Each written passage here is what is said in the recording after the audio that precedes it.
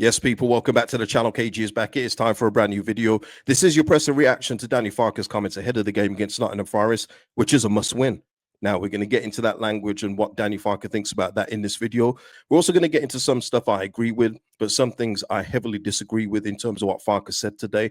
But it won't just be me that disagrees with it. It will also be his own defender who disagrees with the approach as well. We're going to get into that in this video. But before I continue, please like the video. It helps out the channel immensely. Free to do.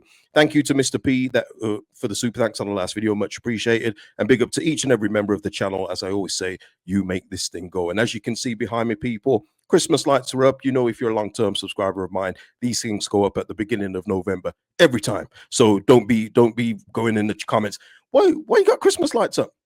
Because it happens. It happens. Also, as well, before I get into this, and it kind of like segues into it.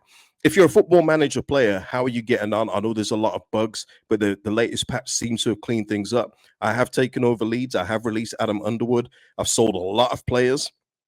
There's 2 players that won't leave, though. I got rid of Okafor. I've got rid of Banau on loan. Metcha I've got rid of. But Longstaff and Calvert-Lewin won't go. They're just chilling in the under 21s. But speaking of Calvert-Lewin, he might be a doubt for this weekend. Danny Farke says he's got an adductor strain after Saturday. He will be a late call, not in team training yet. A few more days as we play Sunday. There's a question mark on Banau. He's hit his MCL in training. Nonto has been in team training for 2 weeks, and he sees him growing.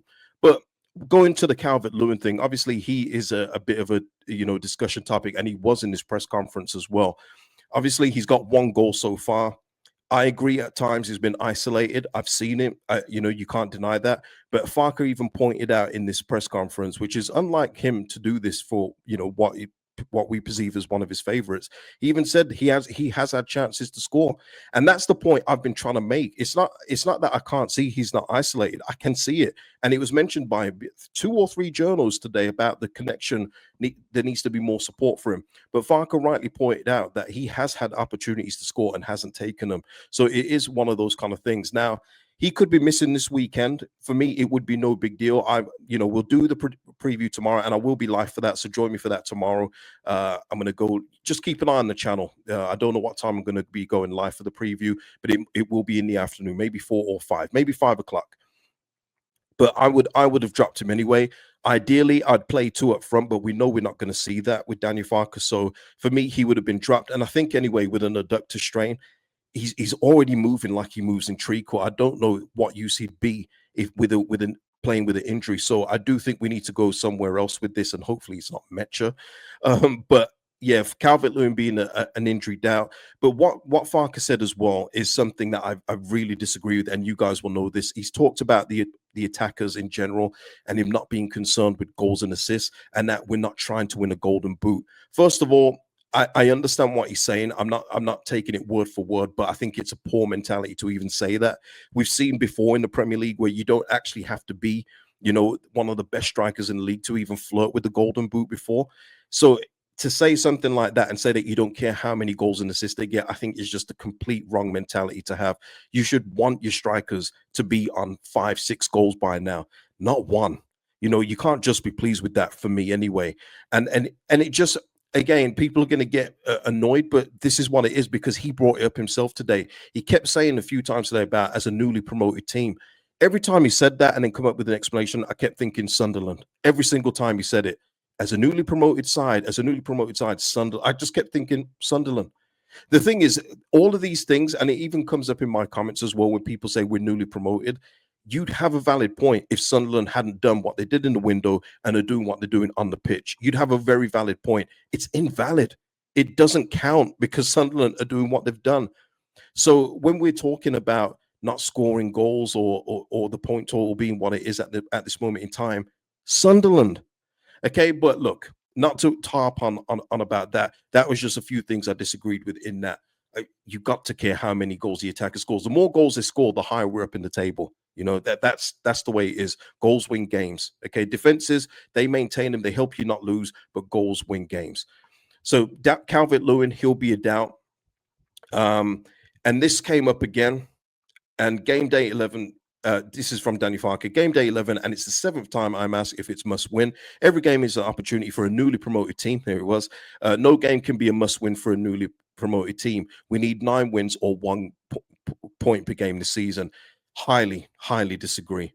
Because he did mention as well, and I want to get into the interviewer's question, but he said, why can't we get a point or not lose against Man City, Liverpool, or Chelsea? That's all well and good. But as this interviewer pointed out, and it was a wonderful question, I wish I knew who it was, but he said the reason why this comes up is because of the fixtures coming up, and the games that we've had previously, and we haven't picked up the points in those kind of games. So that's why this kind of thing keeps coming up. And this is what I've said previously, people. I've said, if you win that game at Burnley, if you get to keep those 3 points that we would have been so good against Bournemouth instead of dropping 2, if you even pick up the point against Fulham, guess what? This game against Nottingham Forest is not a must win. It works like that. That's how it works, because the more points you bank, the less pressure there is on the next fixture coming up. But when you're dropping points against teams where you've got a great opportunity to get them, and you don't, that's what makes the other games must win. And that's what this journalist pointed out. And I thought the way he put it was absolutely brilliant. Farke then went on for around 20 minutes with his explanation, it felt like. But that's why I say you have to bank those kind of points in those kind of games, because now you're going to be looking at a game against Villa and thinking, is that an opportunity? It could be, but Villa is not going to be an easy task, not for this football club, not for this team. So yeah, it was just a really well executed question that the guy asked. So full credit to him. But this is a must win game for me. I know we've said that it's a must not lose, but there's only so many times you cannot pick up 3 points. And he was also asked about the away performances, and he says overall he's happy with the performances. Obviously not happy with the points total, but obviously he said Arsenal is Arsenal. I agree with that. But then when you go down to Fulham, that was a point drop. That would have been a precious point. It also gave Fulham their first win, which is not ideal when you're trying to drag other teams into it. Wolves was obviously a good result, so full credit for that one. But Burnley, that was a poor result, and obviously Brighton, I don't know how he was happy with the performances. Now this goes to what I was talking about, and what in regards to a defender disagreeing. He was also asked, do we need to be a bit more brave away from home? He says no. He said no, that we, the setup is fine and everything else, and we've had, goal scorers from all over the pitch. But someone disagreed with that, and that's Joe Rodon.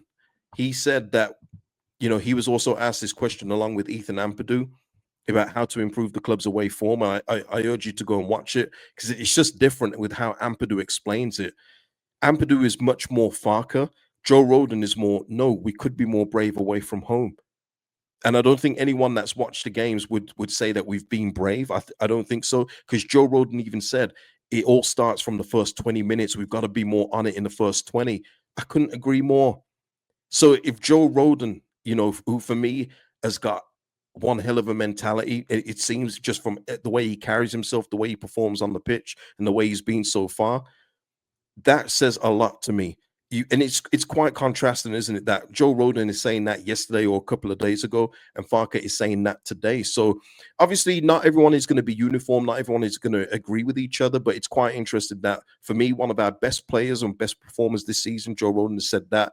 Meanwhile, Daniel Farke thinks that we've done okay away from home when we've only scored in 1 game away from home so far. This people 1, and that's in the Wolves game. So yeah, interesting to get your thoughts on that. But there was a lot more in this presser. There always is when we lose a game. It's like 35 minutes long. So if you want to get any more information, go and watch the presser. But those are the highlights for me in this one. Let me know your thoughts. And like I say, I will be back live tomorrow for the preview. So join me for that. That's when we'll go into, who we'd choose for the game, who would pick for the game, I should say, sorry. And also score predictions. So join me for that tomorrow live, okay? But yeah, that's it for the video today. Like the video before you go, and I'll see you in the next one tomorrow. See you tomorrow. Peace out.